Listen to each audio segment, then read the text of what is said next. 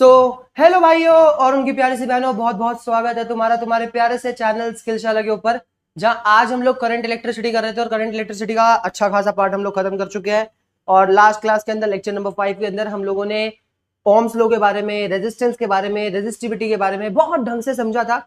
हम लोगों ने समझा था कि कौन कौन से फैक्टर से रेजिस्टेंस के ऊपर इफेक्ट पड़ता है और कैसे कैसे चेंज होने से हमारा रेजिस्टेंस, लेंथ के चेंज होने से कैसे फर्क पड़ता है, एरिया के चेंज होने से कैसे फर्क पड़ता है, रेडियस के चेंज होने से कैसे फर्क पड़ता है, by keeping volume constant and by keeping volume variable. हाँ कि ना? तुम लोगों ने अगर लास्ट वाली वीडियो नहीं देखी तो बहुत ज्यादा अच्छी वीडियो है। मैं तुम लोग जितने भी बच्चे यूट्यूब पे देख रहे हैं उनके लिए आई बटन पे लिंक लगा दूंगा ऊपर, उसको टैप करके देख लो। और जितने भी बच्चे इसको हमारी साइट skillshala.in के ऊपर देख रहे हैं उसके लिए मैंने प्लेलिस्ट बना रखी है, पीछे की 5 वीडियोस प्लेलिस्ट के अंदर डल रखी है, वहां पर जाकर के लेक्चर नंबर 5 देखो। और आज हम लोग लास्ट लेक्चर के न्यूमेरिकल्स ही करने वाले हैं, लास्ट लेक्चर के न्यूमेरिकल्स ही लेके आए हो। न्यूमेरिकल्स करने से पहले एक बहुत बेसिक सा काम हम लोग क्या कर लेते हैं, हम लोग सारे फॉर्मुलास रिवाइज कर लेते हैं। जिस भी बालक ने सारे के सारे फॉर्मुलास ऑलरेडी रिवाइज कर रखे हैं उसको ये फॉर्मुलास रिवाइज करने की जरूरत नहीं है, वो स्किप कर करके आगे जाकर के क्वेश्चन चालू कर सकता है। क्या कोई दिक्कत? क्वेश्चन खुला पड़ा है, तुम यहीं से चालू कर दो, कोई नहीं, फिर अगले क्वेश्चन पे चले जाना। लेकिन उससे पहले हम लोग क्या कर लेते हैं, उससे पहले हम लोग कर लेते हैं quick formula revision. Quick formula revision कि लास्ट क्लास के अंदर हम लोगों ने क्या पढ़ा था। हम लोगों ने सबसे पहले चालू करा था ओम्स लॉ से, और ओम्स लॉ में मैंने तुम्हें बताया था V is equal to IR के बारे में। हम लोगों ने पढ़ा था कि at a constant temperature Ohm's ने क्या बताया था, सर जॉर्ज साइमन ओम ने हमें बताया था कि पोटेंशियल जितना ज्यादा करंट भी उतना ज्यादा। हाँ कि ना? क्या होता था, पोटेंशियल ज्यादा होता था वर्क डन ज्यादा होता था चार्ज के ऊपर, वर्क डन ज्यादा होता था चार्ज के ऊपर तो चार्ज तेजी से मूव करता था, तेजी से मूव करता था, टाइम कम लगता था, टाइम कम लगता था तो करंट ज्यादा आता था। प्रोपोर्शनल साइन आगे हमारे पास एक कांस्टेंट आता है रेजिस्टेंस। इस रेजिस्टेंस के फॉर्मूला हमारे पास क्या क्या होते थे, ये होता था V अपॉन I, ये होता था रो L अपॉन A, ये होता था हमारे पास M अपॉन में NE स्क्वायर इंटू में टॉ एवरेज इंटू में L अपॉन में A। एक हमारे पास होता था 1 अपॉन में कंडक्टिविटी, कंडक्टेंस। यहां पर V अपॉन में I पोटेंशियल और करंट का रेशियो होता था, रो हमारे पास रेजिस्टिविटी थी, लेंथ हमारे पास ये, L हमारे पास length of the conductor, A हमारे पास area of cross section. Area of cross section को हम लोग यहाँ पे क्या लिखते थे, पाई आर स्क्वायर। किसी भी वायर का जो एरिया ऑफ क्रॉस सेक्शन होता है वो हमारे पास किसके इक्वल होता है, वो हमारे पास इक्वल होता है पाई आर स्क्वायर के। किसी भी वायर का 2D area pi r square. M हमारे पास मास ऑफ इलेक्ट्रॉन, N हमारे पास number of electron per unit volume, electron का charge, tau average relaxation time, ये लेंथ, ये एरिया, और G हमारे पास क्या होती थी, कंडक्टेंस। रेजिस्टेंस क्या होता था, रेजिस्टेंस किसी भी कंडक्टर की एबिलिटी होती थी कि वो किसी भी करंट को कितना रोक सकता है, और कंडक्टेंस क्या होता था, किसी भी कंडक्टर की एबिलिटी की वो कितना करंट को फ्लो होने दे सकता है। अगर रेजिस्टेंस ज्यादा तो कंडक्टेंस कम, कंडक्टेंस ज्यादा तो रेजिस्टेंस कम, दोनों एक दूसरे के इनवर्सली प्रोपोर्शनल होते हैं। दैट्स व्हाई हम लोग कहते हैं कि that conductance is a reciprocal of resistance और resistance is a reciprocal of conductance. कि अगर कंडक्टेंस कम होगी तो रेजिस्टेंस ज्यादा होगा। बिल्कुल लाजमी सी बात है कि कोई भी सर्किट अगर करंट को कम फ्लो होने दे रहा है मतलब उसका रेजिस्टेंस ज्यादा है, और कंडक्टेंस ज्यादा तो रेजिस्टेंस कम, मतलब अगर कोई ज्यादा फ्लो होने देगा तो उसके अंदर रेजिस्टेंस कम होगा। बिल्कुल लाजमी सी बात है। हम लोगों ने और फॉर्मुलास किस किस के पढ़े थे, हम लोगों ने पढ़ा था यहां से करंट का फॉर्मुला निकल के आता है I is equal to V by R। और इसके बाद हम लोगों ने रेजिस्टिविटी के फॉर्मुलास पढ़े थे। रेजिस्टिविटी के फॉर्मुलास हमारे पास थे, एक था R into A upon L, और एक तुम खुद सोचो क्या ये पूरा रो L अपॉन है, हाँ कि ना? और यहाँ पे L अपॉन है खाली है, तो ये बचा हुआ रो जो है ये पूरा पूरा इस कांस्टेंट के इक्वल हो गया, हाँ कि ना? तो हमारे पास क्या होता था, एक फॉर्मुला M अपॉन में NE स्क्वायर इंटू में टाउ एवरेज। ये हमारे पास फॉर्मुलाज होते थे रेजिस्टिविटी। बात करूं कंडक्टेंस और कंडक्टिविटी की, इसको तुम लोग 1 अपॉन कंडक्टिविटी भी लिख सकते हो, पर हम लोग कंडक्टिविटी में पढ़ते हैं। कंडक्टिविटी का फॉर्मुला होता है 1 अपॉन रेजिस्टिविटी, और रेजिस्टिविटी के सारे फॉर्मुलाज उल्टे हो जाते हैं। L अपॉन में R इंटू में A is equal to NE square into में टाउ एवरेज अपॉन में M। क्या रेजिस्टिविटी के सारे फॉर्मुलाज उल्टे हो गए? बिल्कुल सही बात है, हाँ कि ना? सेम ऐसे ही अगर मुझे कंडक्टेंस के भी फॉर्मुलाज निकालने तो कंडक्टेंस सारे रेजिस्टेंस के फॉर्मुलाज का उल्टा होता है। क्या कोई दिक्कत? तुम कहोगे तो मैं लिख के दिखा देता हूं तुम्हारे को, ये सारा का मैटर उड़ाता हूं। यहाँ पे कंडक्टेंस के फॉर्मुलाज लिखता हूं, that is 1 upon resistance. Resistance का फॉर्मुला होता है रो L अपॉन ए, तो ये हो गया A अपॉन में rho into L। 1 upon rho को हम लोग क्या लिख सकते हैं, 1 अपॉन रो को हम लोग कंडक्टिविटी लिख सकते हैं, तो ये हो सकता है कंडक्टिविटी इंटू में A अपॉन L। और तुम क्या कर सकते हो, रेजिस्टेंस का फॉर्मुला होता है हमारे पास, ये इसको उल्टा कर देंगे, NE स्क्वायर इंटू में टाउ एवरेज अपॉन में M इंटू में A अपॉन में। यही सारे फॉर्मुलाज हम लोग कंडक्टिविटी के लिए यूज करते हैं। क्या कोई दिक्कत? और हाँ, एक हम लोगों ने पढ़ा था vector forms of Ohm's law, जहां पे हम लोगों ने पढ़ा था जो करंट डेंसिटी होती है वो किसके इक्वल होती है, हमारी कंडक्टिविटी इनटू में इलेक्ट्रिक फील्ड के। क्या कोई दिक्कत? ये तो हम लोगों का एक बेटर हाफ था, जितने नए नए फॉर्मुलाज हम लोगों को पढ़ने थे। उसके अलावा हमारे पास क्या क्या आता है, उसके अलावा हमारे पास आता है, ध्यान से सुनने की कोशिश करना। आजा आजा, अब मेरी बात ध्यान से सुनो। उसके बाद हमारे पास क्या आता है, उसके बाद हमारे पास आता है कि अगर मैं लेंथ को चेंज करूंगा तो मेरे पास रेजिस्टेंस पे क्या फर्क पड़ता था। सबसे पहले मैं 3 फॉर्मुलाज लिखवा रहा हूं। जब मेरे पास क्या होती थी, जब मेरे पास वॉल्यूम वेरिएबल होती थी, मतलब मैं नई वायर को क्या कर रहा होता था, ऐड कर रहा होता था, अगर मेरे पास वॉल्यूम वेरिएबल होती है, तो वॉल्यूम वेरिएबल होने पे अगर सिर्फ लेंथ चेंज होती है तो हम लोग लगाते थे R1 अपॉन में L1 is equal to R2 upon में L2। अगर एरिया चेंज होता था तो लगाते थे R1A1 is equal to R2 A2। अगर एरिया और लेंथ दोनों चेंज होते तो हम लोग लगाते थे R1A1 अपॉन में L1 is equal to R2 A2 upon में L2। क्या कोई दिक्कत? अगर सिर्फ लेंथ चेंज हो रही है तो ये लगाओगे, अगर सिर्फ एरिया चेंज हो रहा है तो ये लगाओगे, और अगर लेंथ और एरिया दोनों चेंज हो रहे तो ये लगाओगे। क्या कोई दिक्कत? वो तुम्हारे को कुछ इनिशियल एरिया लेंथ बता देते, इनिशियल रेजिस्टेंस बता देते, फाइनल एरिया और लेंथ बता करके ये पूछ लेते, ये बता दो फाइनल रेजिस्टेंस क्या होगा, मतलब एरिया और लेंथ की तरह चेंज कर दिया तो नया रेजिस्टेंस क्या होगा। तो बस R1A1 अपॉन में L1 is equal to R2A2 upon में L2। बहुत सिंपल है। अगर रेडियस चेंज होता तो रेडियस चेंज होने पे हम लोग फॉर्मूला लगाते हैं R1 का square is equal to R2 का स्क्वायर। क्या कोई दिक्कत? और लाजमी सी बात है, इन सब चीजों के अंदर, इस वाले फॉर्मूला के अंदर एरिया और रेजिस्टिविटी कांस्टेंट रहता है, वॉल्यूम वेरिएबल रहती है, इसके अंदर लेंथ और रेजिस्टिविटी कांस्टेंट रहती है, इसके अंदर एरिया तो वेरिएबल है ही, और इसके अंदर दोनों चीजें वेरिएबल, रेजिस्टिविटी कांस्टेंट रहती है। बहुत इजी है। इसके बाद हमारे पास अगर किसी भी बच्चे को डाउट है तो 110% किसी ने नहीं देखा तो लास्ट लेक्चर देख के आना, बड़ा प्यारा लेक्चर हुआ था, हम लोगों ने ढंग से समझा था। फिर अगर मेरे पास वॉल्यूम कांस्टेंट हो जाती है, अगर मेरे पास वॉल्यूम कांस्टेंट हो जाती है किसी भी वायर की, और फिर अब देखो किसी भी वायर की ना कॉन्फ़िगरेशन चेंज करनी है दो तरीके से। या तो अगर मैं इस पेन की लेंथ बढ़ाना चाहता हूं तो इसको खींच दूं, हाँ कि ना? खींचने से क्या होगा, इसकी लेंथ तो बढ़ेगी पर इसका एरिया भी कम हो जाएगा। और मैंने देखो अगर मैं इसको खींच दूंगा तो इसकी वॉल्यूम कांस्टेंट होगी, वेरिएबल नहीं होगी। मैंने वॉल्यूम वेरिएबल के फॉर्मूला, वॉल्यूम वेरिएबल का मतलब क्या है, इसकी लेंथ चेंज करने का एक और तरीका क्या है कि इसके अंदर लाकर के और वायर ऐड कर दूं, हाँ कि ना? तब भी तो लेंथ चेंज हो जाएगी, पर इससे इसके वॉल्यूम में फर्क पड़ेगा, इसके एरिया में फर्क नहीं पड़ेगा, खींचेगी विचेगी नहीं, और लाकर के वायर के अंदर ऐड कर दूंगा। क्या कोई दिक्कत? ये सारे वॉल्यूम वेरिएबल के मतलब जब स्ट्रेच नहीं किया जा रहा, वॉल्यूम कांस्टेंट मतलब जब मैं किसी वायर को स्ट्रेच कर रहा हूं और उसकी लेंथ में चेंज ला रहा हूं तो फॉर्मूला लगेगा R1 अपॉन में L1 का square is equal to R2 upon में L2 का स्क्वायर। एक हमारे पास अगर एरिया का चेंज रखा तो R1A1 का square is equal to R2A2 का स्क्वायर। अगर मुझे रेडियस का चेंज रखा तो मैं लिखूंगा R1 की power 4 is equal to R2 की पावर 4। क्या कोई दिक्कत? बहुत इजी है ये। और कभी कभार हम लोगों ने पढ़ा था कि मान लो अगर मैं अपनी वायर्स को एन टाइम स्ट्रेच कर देता हूं, अगर मैं अपनी वायर को एन टाइम, मैंने अपनी वायर को एन टाइम स्ट्रेच कर दिया, तो जो फाइनल रेजिस्टेंस है वो मेरे इनिशियल रेजिस्टेंस का क्या हो जाता था, एन स्क्वायर टाइम्स हो जाता था। मतलब अगर मैं अपनी वायर को एन टाइम स्ट्रेच कर रहा हूं तो मेरा जो इनिशियल रेजिस्टेंस है उसके अंदर कितना चेंज आएगा, एन स्क्वायर। मतलब अगर मान लो मैंने अपनी वायर को डबल कर दिया खींच करके, हाँ कि ना? मैंने उसको 2 टाइम स्ट्रेच कर दिया तो मेरा जो रेजिस्टेंस है वो 4 टाइम्स इंक्रीज हो जाएगा। मैंने वायर को 3 टाइम कर दिया खींच करके तो उसका स्क्वायर टाइम चेंज आ जाएगा, 9 टाइम्स इंक्रीज हो जाएगा रेजिस्टेंस। बहुत इजी है, यही सारे फॉर्मुलाज हम लोगों ने लास्ट क्लास के अंदर पढ़े थे। तुम लोग चाहो तो स्क्रीनशॉट ले सकते हो, हट जाता हूं मैं फ्रेम से, ले लो। ले लिया तुमने स्क्रीनशॉट, हाँ कि ना? अब तुम स्क्रीनशॉट ले लो, लिख लो, कोई दिक्कत नहीं है। बट हम लोगों ने लास्ट क्लास में इतने फॉर्मुला पढ़े थे, आज के क्वेश्चन में भी सिर्फ इतने ही फॉर्मुलाज यूज होंगे। और हम लोग ओम्स लॉ की सिर्फ ऐसा नहीं है अभी न्यूमेरिकल्स कर रहे हैं, हम लोग एक बार टेम्परेचर डिपेंडेंसी ऑफ रेजिस्टेंस वाला पूरा पार्ट खत्म कर लेते हैं, फिर हम लोग ओम्स लॉ के और न्यूमेरिकल्स करेंगे, बेशुमार न्यूमेरिकल्स करेंगे, जरूरी है। अब मेरी बात ध्यान से समझने की कोशिश करना। ये हटा दिया, इसको भी हटा दिया। अब हम लोग चलते हैं अपने सबसे पहले क्वेश्चन की तरफ। सबसे पहला क्वेश्चन हमारे को देखो कितना सिंपली कह रहा है कि हमारे पास 2 कॉपर वायर है जिसकी लेंथ L दे रखी है और 2L दे रखी है, और रेडियस R और 2R दे रखा है। एक मेरे पास कॉपर वायर है जिसकी लेंथ को मैं क्या मान लेता हूं, जिसकी लेंथ को मैं L मान लेता हूं, जिसके रेडियस को मैं क्या मान लेता हूं, R मान लेता हूं। और मेरे पास एक और कॉपर वायर है जिसका रेडियस मेरे पास क्या है, जिसका रेडियस मेरे पास 2R है और लेंथ मेरे पास क्या हो चुकी है, लेंथ मेरे पास 2L हो चुकी है। तो मैं बोला गया है इसके रेजिस्टेंस और इसके रेजिस्टेंस का रेशियो बता दो, हाँ कि ना? अब तुम लोग क्या करोगे, तुम लोग बोलोगे R1 निकालने के लिए, इसका रेजिस्टेंस निकालने के लिए, R1 की वैल्यू निकालने के लिए क्या करोगे, रो L अपॉन में एरिया की जगह क्या डालोगे, पाई R स्क्वायर। क्या कोई दिक्कत? और तुम इसका रेजिस्टेंस निकालने के लिए, R2 निकालने के लिए क्या करोगे, रो L की जगह डालोगे 12 अपॉन में पाई इंटू रेडियस का स्क्वायर 2R का स्क्वायर करोगे तो ये हो जाएगा 4R स्क्वायर। 2 से इसको काटोगे तुम्हारे पास नीचे 2 बचेगा।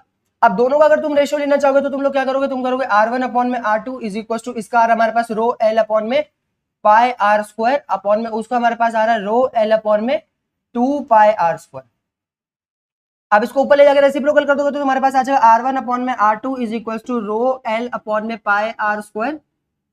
ये 2 पाई R स्क्वायर ऊपर चले जाएगा, ये 2 पाई R स्क्वायर ऊपर चले जाएगा, और रो L हमारे पास नीचे आ जाएगा। रो L से रो L कट गया, R स्क्वायर से R स्क्वायर कटा, पाई से पाई कटा, हमारे पास रेशियो आ गया 2 अपॉन में 1, मतलब 2:1। क्या कोई गलती? 2:1 आ गया, सही है? बिल्कुल गलत। ये पूरा का पूरा क्वेश्चन हम लोगों ने बिल्कुल गलत करा है। गलत क्यों करा है? क्योंकि अगर तुम ध्यान से क्वेश्चन पढ़ते, ओ बकलोल गधा लड़का, अरे कैसे कर दिया तूने ये देखो तुमसे स्पेसिफिक रेजिस्टेंस का रेशियो पूछा गया है, रेजिस्टेंस का नहीं। मास्टर तुमने जानबूझ के करा, मैंने क्वेश्चन पढ़ता, ढंग से पढ़ता। क्या करता, उन्होंने पूछा ये रेजिस्टेंस दे रखा है, उनकी लेंथ दे रखी है, उनका रेडियस दे रखा है, बोला गया what is the ratio of their specific resistance. What is specific resistance? Specific resistance is known as resistivity. क्या होती थी? रेजिस्टिविटी। क्या कोई दिक्कत? और जब कभी भी तुम्हारे को दे रखा हो स्पेसिफिक रेजिस्टेंस, ये सिर्फ तभी चेंज होता है जब हमारा मटेरियल चेंज होता है। तुम देख रहे हो दोनों वायर कॉपर के, तो दोनों के रो की वैल्यू सेम रहेगी, हाँ कि ना? अगर दोनों के स्पेसिफिक रेजिस्टेंस यानी रो बाय रो का रेशियो ले लूंगा तो आंसर हमेशा 1:1 आएगा। Answer 1:1 is the right answer. ये गलत है। 2:1 कब सही होता है? जब वो रेजिस्टेंस का रेशियो पूछते हैं, ना कि स्पेसिफिक रेजिस्टेंस। इसी वजह से मैंने तुम्हारे को दोनों करके दिखा दिया। If they are asking about the ratio of the resistance of two wires having a length L and 2L and a radius R and 2R, then the ratio is 2:1. If they are asking about the ratio of the specific resistance, then specific resistance depends on the nature of the material. हाँ कि ना, हमारा material क्या है, और जब तक material change नहीं होगा तब तक हमारे पास रेजिस्टिविटी की वैल्यू में फर्क नहीं आएगा। रेजिस्टिविटी का रेशियो 1:1 रहेगा, क्योंकि दोनों की रेजिस्टिविटी से। मास्टर की अंग्रेजी देखी, इंग्लिश वाली मैम सेट है, फिजिक्स। अगला क्वेश्चन करेंगे। नो नो नो, ध्यान से सुनो। अगला क्वेश्चन हमारे पास क्या आता है? अगला क्वेश्चन, क्वेश्चन नंबर 2। आज बहुत बेशुमार एनर्जी है मेरे पास। क्वेश्चन नंबर 2 लगा देंगे। क्वेश्चन नंबर 2 हमारे को कह रहा है कि figure showing a graph between I and B for two conductors A and B. A और बी दो कंडक्टर्स है जिनके लिए मैंने ग्राफ प्लॉट करा है आई वर्सेस वी कर। आई वर्सेस वी कर। तुम्हें बोला गया है दोनों के रेजिस्टेंस का रेशियो बता दो। अगर मैं तुम्हारे को याद करवाऊं तो स्लोप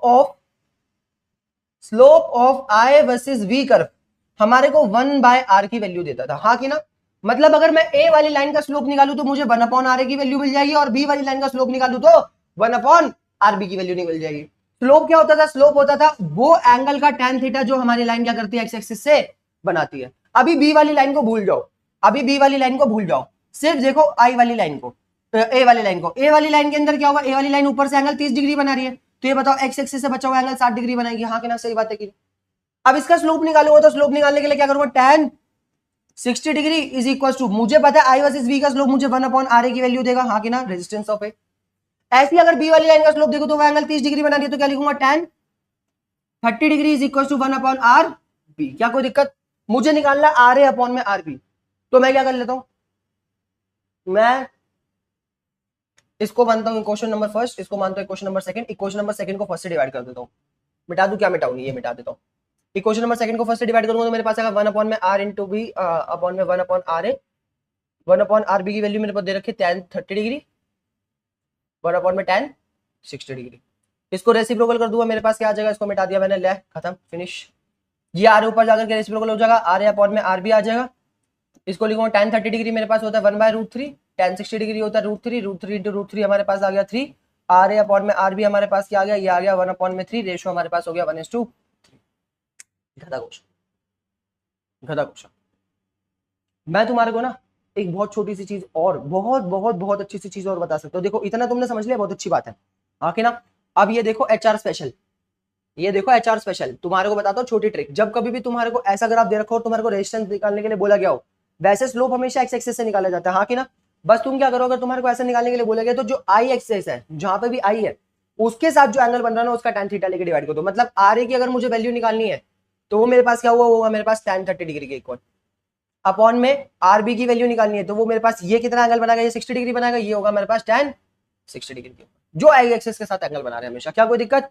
अब दोनों को डिवाइड कर दो, हमारे पास वही आंसर आ जाएगा 1:3, हमेशा आई वाले एक्सिस के साथ, क्योंकि आई वाले एक्सिस के साथ हमेशा सीधा रेजिस्टेंस की वैल्यू आती है। बस इतना कर लोगे, देखो तुम्हारे पास 1/√3 इंटू √3 आ गया, सेम आंसर। ज्यादा दिमाग लगाने, सिर्फ आई वाले एक्सिस के साथ एंगल देखते हैं हमेशा हम लोग। tan थीटा मुझे पता है एक्स एक्सिस के साथ वाली वेरिएबल के साथ, ये बी के साथ ही देखते हैं हम लोग हमेशा, हाँ कि ना? लेकिन यहाँ पे तो वी आर है ना एक्स के ऊपर, हम लोग को तो आई वाले के साथ ही देखना होता है।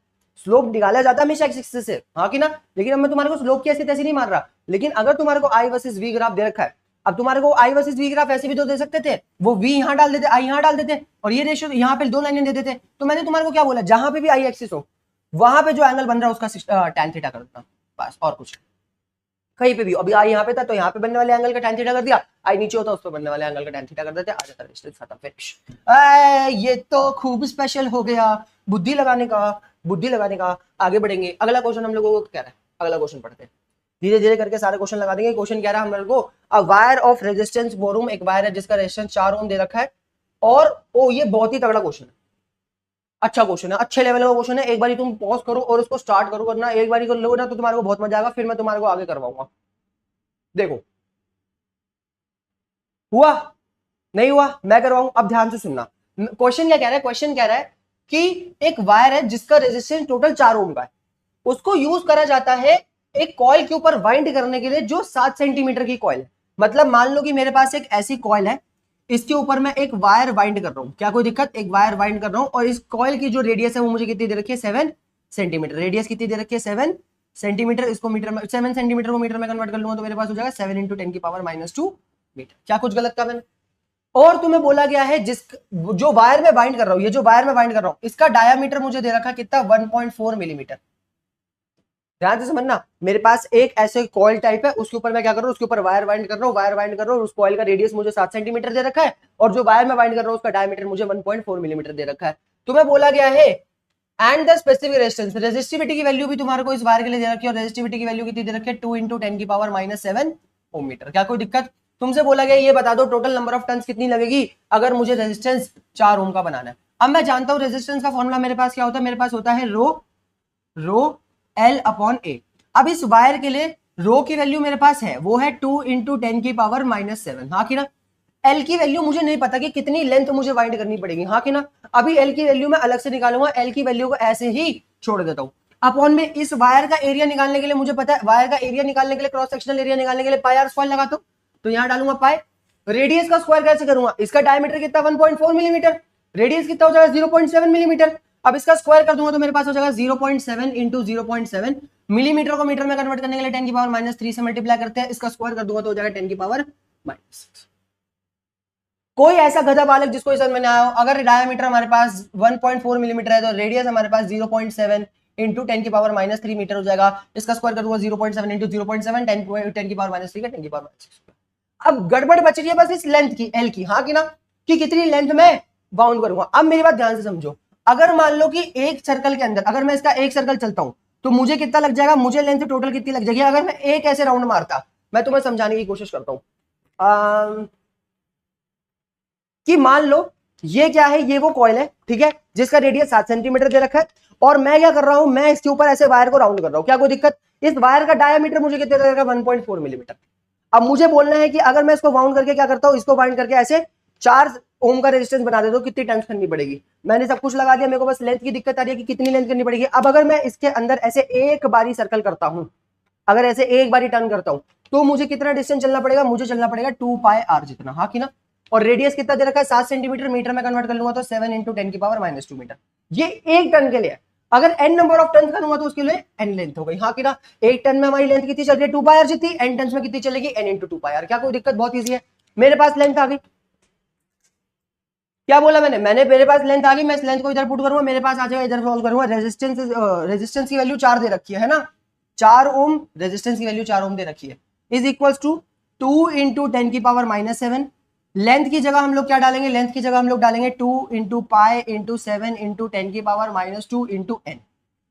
अपॉन में एरिया हम लोगों ने डाला है पाई × 0.7 × 0.7 × 10⁻⁻6। अब इसको सॉल्व करके n की वैल्यू नंबर ऑफ टन्स निकालें। क्वेश्चन समझ में आया? अच्छे लेवल का क्वेश्चन था कि नहीं था? अब इसके अंदर पाई से पाई मैंने मार दिया। अब इसके बाद पॉइंट लगाया 10⁻² लगाया, 10⁻² से 10⁻⁻² उड़ाया। हाँ कि ना? 10⁻⁻² उड़ाया, इसके बाद 10⁻�6 और 10⁻⁻1 बचेगा। मेरे पास एक साथ से एक साथ में उड़ गया, मेरे पास बना 4 और ये 4, ये आ गया 4 = 4 × ये तो उड़ गया 10⁻⁻1 बचा, बस इधर मेरे पास n बचा है। अपॉन में मेरे पास ये 7 उड़ गया, सिर्फ 7 बचा है, और कुछ बचा है और कुछ नहीं बचा। 4 से 4 भी मार दिया, 7 ऊपर जाकर मल्टीप्लाई हो जाएगा 1 से, मेरे पास आ जाएगा n × 10⁻⁻1। यहाँ सॉल्व नहीं करेंगे, यहाँ सॉल्व करेंगे। n × 10⁻⁻1 = 7। इसको ले जाके नीचे डिवाइड कर दूंगा, n = 7 अपॉन में 10⁻⁻1, ऊपर जाके पावर प्लस हो जाएगी, n = 70। मतलब देखो ऊपर जाके प्लस 10 हो जाएगा ना, तो 10 से मल्टीप्लाई हो गया, हमारे पास 70 टन्स लगेगी, total 70 is the right answer. था कि नहीं था क्वेश्चन? मस्त। हाँ कि ना? इतना क्वेश्चन है, किसी बच्चे को लिखना है लिख लो फटाफट, तेजी तेजी में, जल्दी जल्दी। डाउट कोई? अगर नहीं समझ में आया तो एक बार देखो दोबारा। मैंने क्या बोला, मैंने बोला मेरे पास एक कॉल थी 7 सेंटीमीटर की, उसके ऊपर मैं एक वायर को टर्न कर रहा हूं और वायर का डायमीटर मुझे 1.4 मिलीमीटर दे रखा है। उन्होंने बोला टोटल टर्न करने के बाद मेरे पास 4 ओम का रेजिस्टेंस बन चुका है, रेजिस्टिविटी मुझे दे रखी है। अब मुझे बोला गया ये बता दो कितनी टर्न्स करनी पड़ेगी, तो मैंने रेजिस्टेंस का फॉर्मूला R = ρ L/A लगाया। रो की वैल्यू मेरे पास थी, ए की वैल्यू मेरे पास थी, रेजिस्टेंस की वैल्यू थी नहीं, लेंथ निकालना था कितने टर्न कर रहा हूं, 8 टर्न में 2 पाई आर चल जाऊंगा तो n टर्न्स में n इंटू 2 पाई आर चल जाऊंगा। हाँ कि ना, बच्चे कंफ्यूज क्यों होते हैं, यहाँ पे रेडियस कुछ और, यहाँ पे रेडियस कुछ और, बिल्कुल सही है, यहाँ पे रेडियस डाला वायर का और यहाँ पे रेडियस डाला कॉइल का, क्या कोई दिक्कत, क्योंकि कॉइल के एक टर्न में वो 2 पाई आर चल जाएगा तो n टर्न्स में n इंटू 2 पाई आर चल जाएगा, क्या कोई दिक्कत, हमारे पास टर्न्स आ गई 70। आगे बढ़ते हैं, अगला क्वेश्चन हमारे को क्या कह रहा है, ध्यान से सुनने की कोशिश करना, लेट्स सी। अगला क्वेश्चन कह रहा है two wires A and B of the same material having the radius in the ratio of 1:2 carrying a current in the ratio of 4:1, what is the ratio of drift speed। अब drift speed का numerical आ गया, देखो अब drift speed का हमारे को पता है, ड्रिफ्ट वेलोसिटी का फॉर्मूला हमारे पास होता था I अपॉन में n इंटू E इंटू ए। अब एरिया की जगह पे हम लोग क्या लिख लेते हैं, हम लोग लिख लेते हैं पाई आर स्क्वायर, क्या कोई दिक्कत, सही बात है कि नहीं। अब मेरी बात ध्यान से सुनने की कोशिश करना, ड्रिफ्ट वेलोसिटी 1 जब करंट मेरे पास I1 है और मेरे पास रेडियस R1 है, क्या कोई दिक्कत, कोई दिक्कत। साथ में मेरे पास ड्रिफ्ट वेलोसिटी 2 जब मेरे पास करंट क्या है I2 अपॉन में n इंटू ए और रेडियस मेरे पास क्या है R2 का स्क्वायर इंटू में पाई, क्या कोई दिक्कत। मैं दोनों को कर देता हूं डिवाइड, तुम कहोगे रेशो दे रखा है, अरे देख लेंगे, अभी ध्यान से सुनना, मेरी पहली बात समझो, मैंने दोनों को कर दिया डिवाइड। अब मेरे पास क्या होगा, इसको रेसिप्रोकल कर दूंगा, मेरे पास आ जाएगा VD1 अपॉन में VD2, मतलब drift velocity 1 drift velocity upon में 2। अब मैं क्या करूंगा, इसको रेसिप्रोकल कर दूंगा, मेरे पास आ जाएगा I1 अपॉन में NE पाई R1 का स्क्वायर इंटू में NE पाई R2 का स्क्वायर अपॉन में I2। हाँ कि ना, क्या करूंगा मैं, NE काट दूंगा, पाई से पाई काट दूंगा, मेरे पास क्या आ जाएगा, मेरे पास आ जाएगा VD1 अपॉन में VD2 is equal to I1 upon में I2 इंटू में R2 का स्क्वायर अपॉन में R1 का स्क्वायर, क्या कोई दिक्कत। अब मुझे किसकी वैल्यू दे रखी है, मुझे I1 अपॉन I2 का रेशो दे रखा है, कितना दे रखा है, ये दे रखा है करंट का रेशो 4 अपॉन में 1 और R1 अपॉन R2 का रेशो दे रखा है मेरे को 1 अपॉन में 2, क्या कोई दिक्कत। अगर मैं इसको रेसिप्रोकल कर दूंगा तो मेरे पास क्या आ जाएगा, R2 अपॉन में R1 का रेशो आ जाएगा मेरे पास 2 अपॉन में 1, क्या कुछ गलत कहा मैंने। अब I1 अपॉन में I2 कितना दे रखा है 4:1, तो यहाँ पे पुट कर दूंगा 4:1 कहानी को, यहाँ लिखता हूँ VD1 इज अपॉन में VD2 is equal to 4 upon में 1 इंटू में R2 अपॉन R1 का रेशो था 2 अपॉन में 1, इसका स्क्वायर कर दूंगा, मेरे पास हो जाएगा 4 अपॉन में 1, मेरे पास आंसर आ जाएगा 16:1, 16:1 इज द राइट आंसर।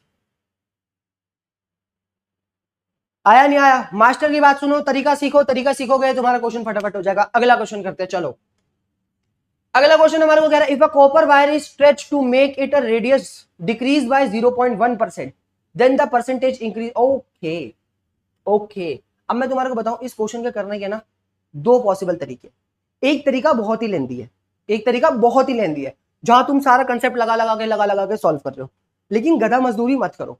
मैं तुम्हारे को यहाँ पे बस प्रेफर करूंगा कि ये परसेंटेज चेंज निकालने के लिए एक छोटा सा फॉर्मूला लर्न कर लो, ये तुम्हारे पेपर में वैसे भी तुम्हारे बोर्ड्स में क्वेश्चन पूछे नहीं जाने, बोर्ड्स वाले तो बहुत ही कम पूछते हैं, हाँ कि ना। बाकी तुम्हारे को क्या बोला गया, if a copper wire is stretch करने पे तुम्हें पता है उसका रेडियस चेंज दे रखा है।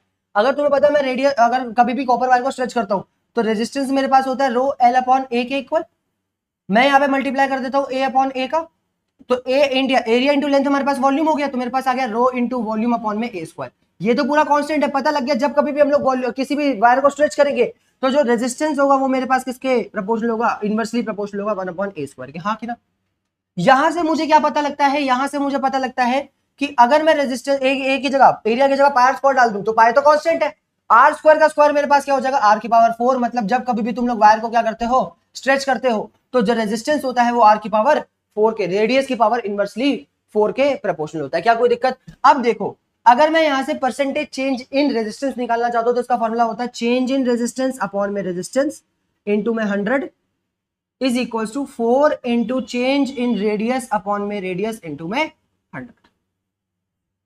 अगर यहीं पे एरिया का चेंज देख रहा होता तो एरिया का स्क्वायर था 2 बार आ जाता, क्या कोई दिक्कत। अब यहाँ पे 4 बार आ गया, सीधा सीधा तुम ये फॉर्मूला याद रख लो तो तुम्हारे को कोई दिक्कत नहीं है। तुम्हारा क्वेश्चन देखना 2 मिनट में हो जाएगा। तुम्हारे को परसेंटेज डिक्रीज इन रेजिस्टेंस कितना दे रखा है 0.1% और बोला गया परसेंटेज चेंज इन रेजिस्टेंस बता दो। परसेंटेज चेंज इन रेजिस्टेंस हमारे पास कितना आ जाएगा into 100 is equal to 4 into में इसकी वैल्यू दे रखी है 0.1%, हमारे पास आंसर आ जाएगा 0.4%।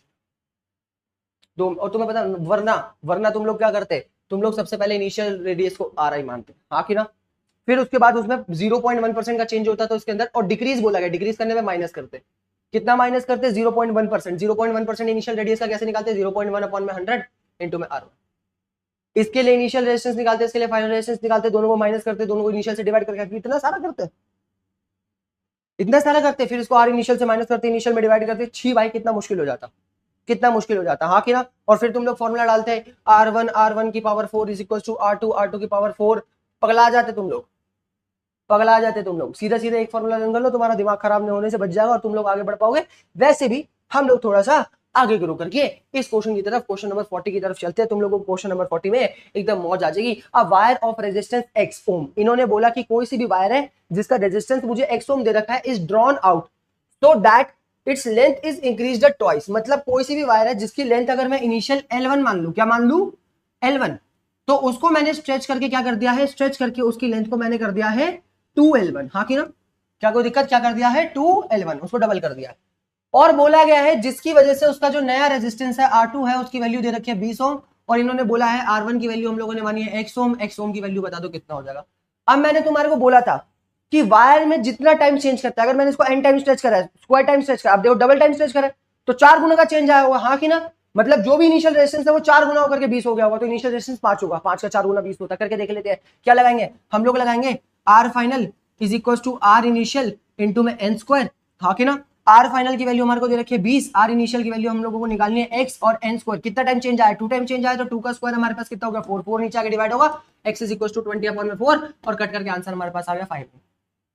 मास्टर हमने दूसरे तरीके से करा है, हमने करा है R1 अपॉन में L1 का square is equal to R2 upon में L2 का स्क्वायर, बिल्कुल कर लोगे। और वायर को स्ट्रेच करा जा रहा है, हाँ कि ना, वायर को क्या करा जा रहा है, वायर को स्ट्रेच करा जा रहा है। अब तुम खुद सोचो, R1 की वैल्यू x दे रखी है, L1 की वैल्यू L1 का square is equal to R2 की वैल्यू हमारे को 20 दे रखी है, और L2 का स्क्वायर 2L1 का स्क्वायर करोगे तो हो जाएगा 4L1 स्क्वायर। L1 स्क्वायर से L1 स्क्वायर कटा, 4 से 20 कटा, आंसर आ गया हमारे पास 5 ओम, x की वैल्यू आ रही है 5। दोनों में से कोई सा भी तरीका तुम कर सकते हो, ज्यादा प्रेफरेबल कौन सा है मास्टर, ज्यादा अच्छा ये वाला है। तुम कहोगे ये क्यों नहीं, क्योंकि बच्चे ना ये n की वैल्यू पता लगाने में दिक्कत करते हैं कि कितने टाइम स्ट्रेच कर। क्या कोई दिक्कत, अगर मैं तुम्हें बोल देता half of its original length, मैंने अपनी ओरिजिनल लेंथ का आधा कर दिया, तो इसका मतलब क्या, हमारे पास n की वैल्यू क्या हो जाती, 1/2। ओके ओके मैन, आगे बढ़ेंगे। 41 क्वेश्चन हमारे को क्या कह रहा है, 41 क्वेश्चन कह रहा है कि a certain piece of copper is to be shaped in a conductor. हमारे को कोई कॉपर का पीस है जिसको किसी कंडक्टर के बीच में डाल रहा है, मेरे को मिनिमम रेजिस्टेंस कब मिलेगा, जब उसकी लेंथ और एरिया क्या हो। अब मुझे पता है रेजिस्टेंस जो होता है वो लेंथ के डायरेक्टली प्रोपोर्शनल होता है, और रेजिस्टेंस जो है वो एरिया के इनवर्सली प्रोपोर्शनल होता है, हाँ कि ना। और मुझे रेजिस्टेंस कैसा चाहिए, मिनिमम, कम से कम। अगर मुझे रेजिस्टेंस मिनिमम चाहिए तो लेंथ भी कम से कम चाहिए, और अगर रेजिस्टेंस मिनिमम चाहिए तो एरिया भी ज्यादा से ज्यादा चाहिए। लेंथ कम से कम किसमें, इसमें, और एरिया से ज्यादा इसमें। क्या कोई दिक्कत, मतलब उसकी लेंथ को L/2 रखूंगा और एरिया को 2D रखूंगा, तो मेरे पास क्या होगा, मेरे पास जो रेजिस्टेंस है वो मिनिमम आएगा। छी, आगे बढ़ते हैं। Next question, question number 42। Question number 42 हमारे को क्या कह रहा है, अच्छा क्वेश्चन है, देखते हैं। Nice. A piece of wire is cut into 4 equal parts. Oh, 10th जैसा क्वेश्चन, कि मेरे पास मान लो कि एक पीस ऑफ वायर है जिसकी लेंथ को मैं L एज्यूम कर लेता हूं। क्या एज्यूम कर लेता हूं, L एज्यूम कर लेता हूं। इसको मैंने 4 इक्वल भाग में काटा, तो चारों की लेंथ मेरे पास क्या हो जाएगी, L/4। क्या कोई दिक्कत, और मैंने चारों की चारों जो लेंथ थी इनको एक साथ बंडल कर दिया, side by side, side by side, मतलब L/4 L/4 L/4 और L/4। सबका रेजिस्टेंस कितना, L, मतलब सबकी जो लेंथ है वो कितनी होगी, L/4। सबको ऐसे एकदम बाइंड कर दिया। अगर मान लो इसका इनिशियल एरिया A था, तो यहां पर ए मिलकर सारे एरिया जो होगा हमारे पास कितना हो जाएगा, 4A हो जाएगा। क्या कुछ गलत कहा मैंने। अब इनिशियल रेजिस्टेंस मेरा कितना, इनिशियल रेजिस्टेंस मेरे पास रो L/A। जब इसको काटा नहीं गया था, जब काट दिया गया तो रेजिस्टेंस में चेंज आएगा। जब इसको बंडल कर दिया, रो लेंथ हमारे पास हो चुकी है L/4 और एरिया हमारे पास हो चुका है 4A, और 4 इंटू 4 16 हो जाएगा। मैं क्या लिखूंगा, R' is equal to 1/16 into में रो L/A। रो L/A में हमारा इनिशियल रेजिस्टेंस होता था, तो जो नया रेजिस्टेंस होगा वो 1/16 times of L/1/16 times of initial resistance, 1/16। क्या इतना सब करने की जरूरत है, मैं याद करो तुम्हारे को बता के आया हूं, क्या बता के आया हूं। अगर लेंथ और एरिया दोनों चेंज हो रहा हो तो सीधा सीधा आंख बंद करके लगाओ, R1A1 अपॉन में L1 is equal to R2A2 upon में L2। अरे एक ही क्वेश्चन को दो तरीके से सॉल्व करके दिखा रहा हूं, और क्या चाहिए तुम्हारे को, हाँ कि ना। R1 की वैल्यू क्या, R1 मान ली, A1 की वैल्यू क्या थी, एरिया, L1 की वैल्यू क्या थी, L, जो R2 की वैल्यू हमारे पास R2, A2 की वैल्यू हमारे पास क्या हो चुकी है 4A, और जो नई लेंथ है वो हो चुकी है L/4। L/4 4 ऊपर जाके क्या हो जाएगा, मल्टीप्लाई हो जाएगा रेसिप्रोकल होकर के। L से L, A से A तुमने मार दिया, 4 4 से 16 हो गया। R2 की वैल्यू मेरे पास आ गई R1 अपॉन में 16। लो खत्म। और क्या चाहिए तुम्हारे को, और क्या चाहिए तुम्हारे को? हो गया नहीं हो गया? कितना मस्त क्वेश्चन हो गया आराम से। अब मेरी बात ध्यान से समझने की कोशिश करो, आगे चलते हैं हम लोग थोड़ा सा। अगला क्वेश्चन आता है हमारे पास 43 क्वेश्चन। 43 क्वेश्चन हमारे को क्या कहता है? 43 क्वेश्चन हमारे को कह रहा है एक charge particle moving with the drift velocity of this electric field of this, तुमसे मोबिलिटी छी छी मोबिलिटी हमारे को पता है ड्रिफ्ट वेलोसिटी अपॉन में इलेक्ट्रिक फील्ड होती है। ड्रिफ्ट वेलोसिटी की वैल्यू हमारे को दे रखी है 7.5 इंटू 10 की पावर -4 मीटर पर सेकंड, अपॉन में इलेक्ट्रिक फील्ड की वैल्यू मुझे दे रखी है 3 इंटू 10 की पावर -10। पॉइंट हटाऊंगा 8 10 लगाऊंगा, 3 की टेबल से 75 को काटूंगा, मुझे पता है 3 2 6 होता है, इधर चला गया 3 5 15 होता है। 25 इंटू 10 की पावर -6, 10 की पावर -6 में से गया 10 की पावर -5, ऊपर आके 10 की पावर 5 हो गया। ये मेरे पास मोबिलिटी आ गई। मोबिलिटी की जो एसेट होती है वो होती है मीटर स्क्वायर पर वोल्ट मीटर। इसको 2.5 इंटू 10 की पावर 6 भी लिख सकते। आगे बढ़े, इजी था। नेक्स्ट क्वेश्चन हमारे को क्या कह रहा है? Which of the following is a device acts as a circuit protection device. इन सारे डिवाइसेस में से ऐसा कौन सा डिवाइस है जो एज अ सर्किट प्रोटेक्शन के लिए यूज होता है? तो वो होता है फ्यूज। तुमने फ्यूज पढ़ा है, छोटी क्लास में पढ़ गया है तो ठीक है, नहीं तो मैं तुम्हारे को समझाने की कोशिश करता हूँ कि मान लो ये मेरे पास कमरा है, मेरा रूम, इधर मेरे पास लगा हुआ है बेड, बेड के आगे लगा हुआ है टीवी, और मैं टीवी बैठ करके आराम से देख रहा हूँ। टीवी में चल रहा है ओगी एंड द कॉकरोचेस। अरे मास्टर तुझे ओगी पसंद है? पहले देखता था, बहुत अच्छा लगता था मुझे, स्टिल अभी भी अच्छा लगता है, कभी कभार देख लेता हूँ, लेकिन किसी को बताना मत प्लीज, ठीक है? मेरा मेल और खत्म हो जाएगा, समझ रहे हो? तो यहाँ पे क्या चल रहा है? यहाँ पे चल रहा है ओगी एंड द कॉकरोचेस। इधर बैठ करके मैं ओगी एंड द कॉकरोचेस देख रहा हूँ। सामने से चल रहा है एसी, एसी से ठंडी ठंडी हवा जा रही है। इधर चल रहा है कूलर, और कूलर से भी ठंडी हवा आ रही है। बहुत ज्यादा ठंड होने की वजह से मैंने हीटर भी चालू कर रखा है ताकि मुझे ठंड ना लगे। ऊपर से मैंने लाइटें भी चालू कर, बिजली का बिल आता नहीं है तो मैं बेशुमार पागलों की तरह बिजली यूज कर रहा हूँ, ठीक है?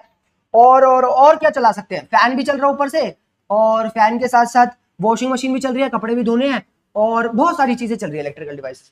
और सारे के सारे जो बिजली आ रही है वो कहां से आ रही है? जो आ रही है वो पीछे आ रही है मेंस की सप्लाई से। किसकी सप्लाई से? मेंस की सप्लाई से। जो मेंस की सप्लाई पीछे से हमारे को दी जाती है। अब सडनली क्या हुआ है कि बाहर चल रहा बारिश का मौसम। लो, अरे बारिश के मौसम में तूने वो चला रखा है क्या? एसी।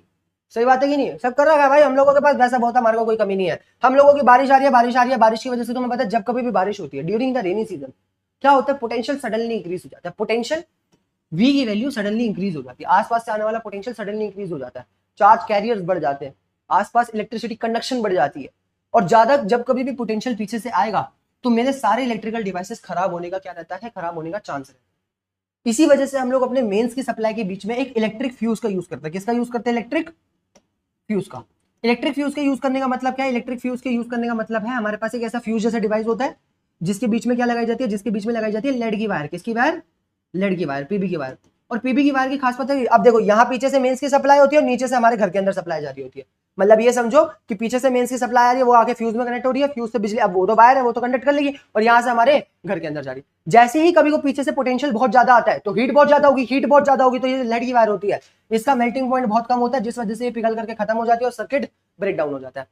एक फ्यूज की वायर तो हटती है, उसको तो दोबारा ठीक करना पड़ता है, लेकिन कम से कम इतने सारे इलेक्ट्रिकल डिवाइसेस हमारे बच जाते हैं। क्या कोई दिक्कत आई तुम्हारे को? फिर निकल के इलेक्ट्रिक फ्यूज की। अब तो इलेक्ट्रिक फ्यूज चलते भी नहीं, अब तो एमसीबी वाला सिस्टम आ गया है कि पीछे से जब कभी भी बहुत ज्यादा बिजली आती है, शॉर्ट सर्किट होता है, तो क्या होता है? एमसीबी डाउन हो जाती है और पूरे सर्किट का कनेक्शन काट देती है। तुम्हारे घरों में भी होगी, हाँ कि ना? हम तो कैंडल की रोशनी में पढ़ाई करते हैं, हम तो कैंडल की रोशनी में पढ़ते हैं। आगे बढ़ेंगे, आगे तुम्हारे को समझ। अगला क्वेश्चन हमारे को क्या कह रहा है? अगले क्वेश्चन की तरफ चलते हैं। Next question is a wire of resistance 4 ओम। एक वायर जिसका रेजिस्टेंस 4 ओम दे रखा है, उसको 2 गुना स्ट्रेच कर दिया। आप देखो कितना टाइम स्ट्रेच कर रहे हैं? 2 टाइम स्ट्रेच कर रहे हैं, तो हमारा रेजिस्टेंस कितना टाइम चेंज हो जाएगा? उसका स्क्वायर टाइम 4 टाइम, तो 4 4 16 ओम। देखा, बिना सॉल्व करे आ गया, बिना सॉल्व करे आ गया। शिट भाई तुम इसको दो तरीकों से सॉल्व कर सकते हो, दो तरीके बता रखे हैं। R final is equal to R initial into में एन स्क्वायर। आर इनिशियल की वैल्यू 4 दे रखी है, एन 2 टाइम स्क्वायर करो तो 2 का स्क्वायर 4 4 16 ओम आ गया। क्या कोई दिक्कत? और दूसरा क्या कर सकते हो? एक कर सकते हो R1 अपॉन में L1 का square is equal to R2 upon में L2 का स्क्वायर। हाँ कि ना? R1 की वैल्यू हमारे को दे रखी है 4 ओम, L1 के स्क्वायर को मैं L1 का स्क्वायर ही मान लेता हूँ, इज इक्वल टू R2 की वैल्यू हमारे को निकालनी है, जो लेंथ है दूसरी हमारी डबल कर दी गई है, डबल का स्क्वायर कर दोगे तो हो जाएगा 4 L1 का स्क्वायर। मतलब L2 हमारे पास 2 L1 के इक्वल है। हाँ कि ना? क्या बोला? जो नई लेंथ है हमारे पास, जो नई लेंथ है L2, वो हमारे पास किसके इक्वल है? 2L1 के इक्वल है। डबल ही तो करी हम लोगों ने, सही बात है कि नहीं? तो हम लोगों ने 2L1 पुट करा, उसका स्क्वायर आ गया 4L1 square, 4L1 square, L1 square cut गया, 4 ऊपर आ गया मल्टीप्लाई हो गया, R2 की वैल्यू आ गई हमारे पास 4। तो 4 4 16 माय मिस्टेक।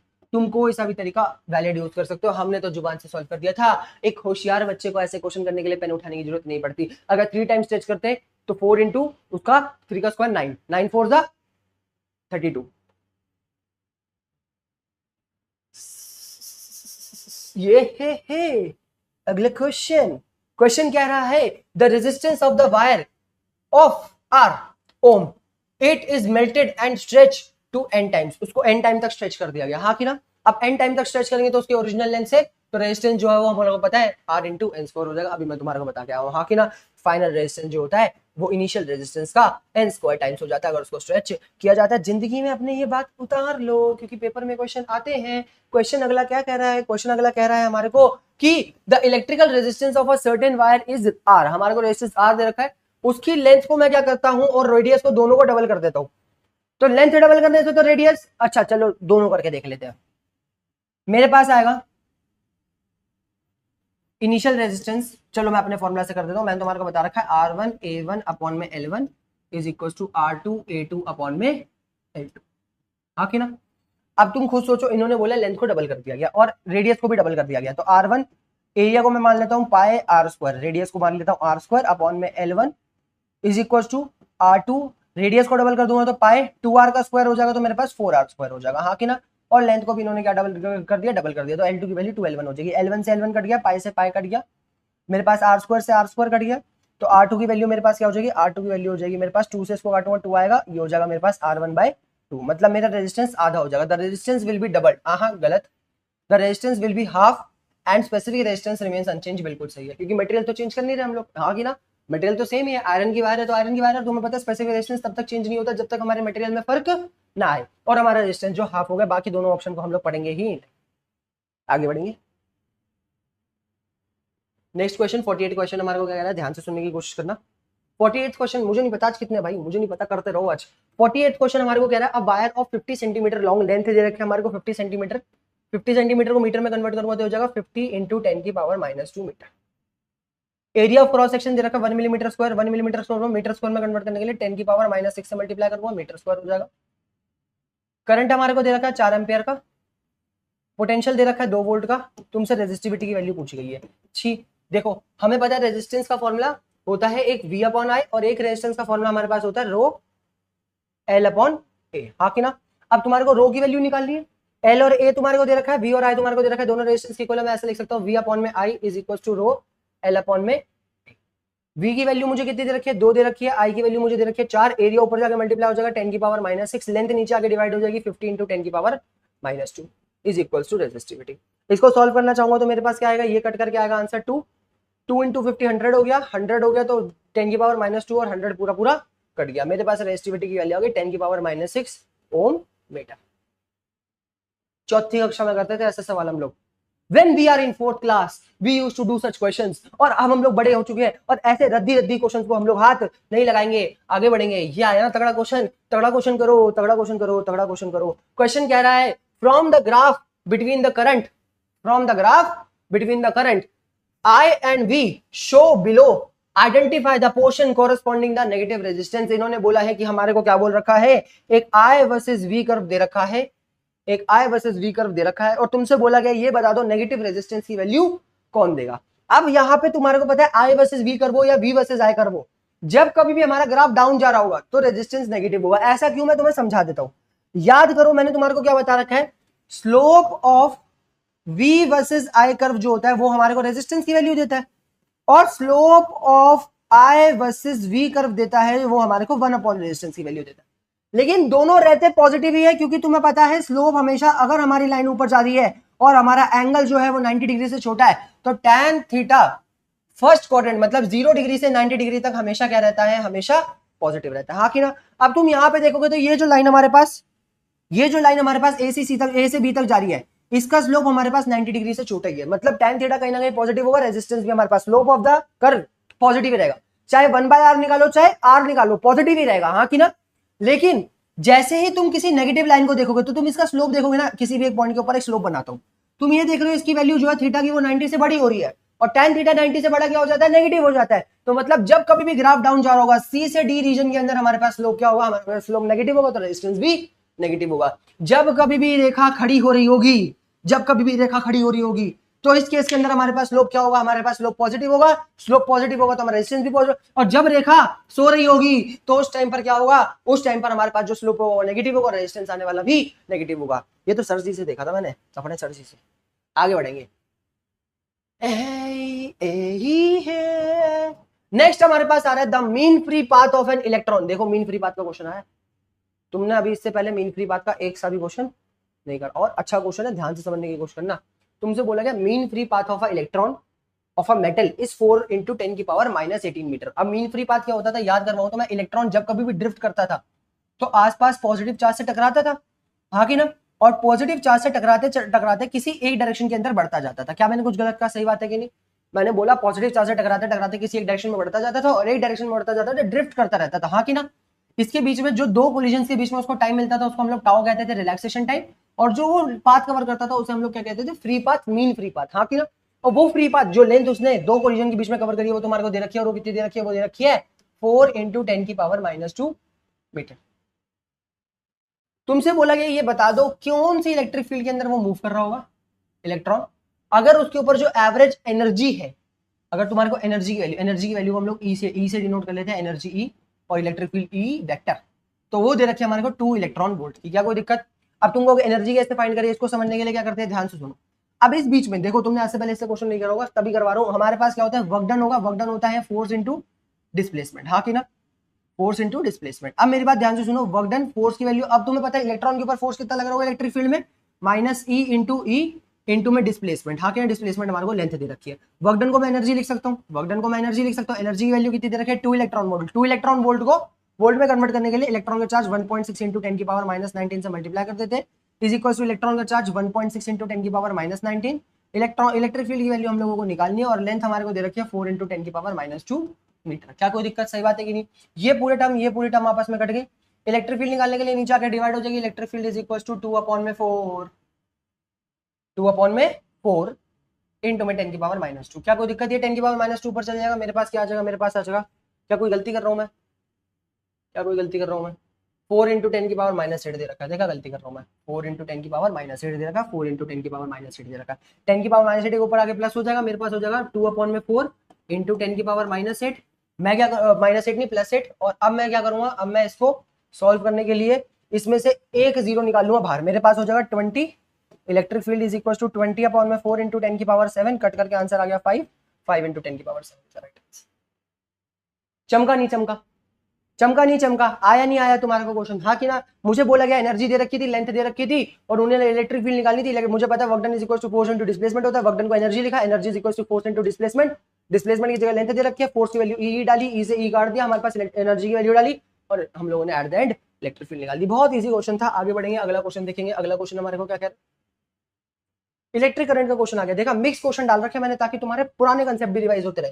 तुम्हारे को क्वेश्चन कह रहा है फ्लो ऑफ 10⁻7 इलेक्ट्रॉन्स पर सेकेंड, मतलब एन की वैल्यू कितनी दे रखी है, 10⁻7 इलेक्ट्रॉन फ्लो कर रहे हैं, कितने सेकंड में, 1 सेकंड में। टाइम कितना दे रखा है, टाइम तुम्हारे को दे रखा है 1 सेकंड का। तुमसे बोला गया करंट की वैल्यू बता दो, Q/T होती है, इज इक्वल टू NE/T लिख सकते हैं, T की वैल्यू 1 है, N की वैल्यू डालेंगे 10⁻7, E की वैल्यू 1.6 इंटू 10⁻19, -7 जाएगा, हमारे पास बचेगा 10⁻12। मुश्किल है? अरे आसान है भाई, बहुत आसान है। अगला चलते हैं 52 क्वेश्चन की तरफ। कितने क्वेश्चन है, देखा 52 लास्ट क्वेश्चन है, last question. Video at the end आ चुकी है और बड़ा मजा आया, बिना सोचे समझे हम लोगों ने सारे क्वेश्चन खत्म कर लिए।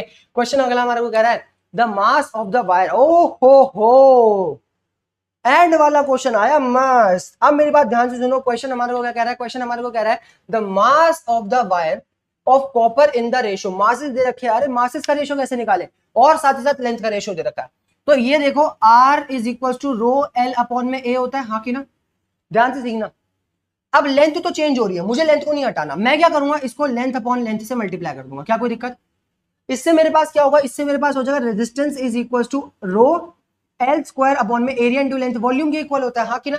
अब तुम्हारे को अगर मैं याद करवाऊं तो डेंसिटी मेरे पास क्या होती है, मास कवर्ड पर यूनिट वॉल्यूम, हाँ कि ना। डेंसिटी क्या होती है, मास कवर्ड पर यूनिट वॉल्यूम, और मैं मास को क्या लिख सकता हूं, मास को लिख वॉल्यूम को क्या लिख सकता हूं, वॉल्यूम को लिख सकता हूं मास अपॉन डेंसिटी। क्या मैंने कुछ गलत कहा? क्या मैं इस वॉल्यूम को यहां पे सब्स्टिट्यूट कर दूं, मेरे पास क्या आ जाएगा, मेरे पास आ जाएगा ρl², वॉल्यूम की जगह पे डाल दूंगा मास अपॉन डेंसिटी, तो मास डेंसिटी ऊपर जाके हो गई मल्टीप्लाई। क्या कोई दिक्कत, रेसिप्रोकल हो गई।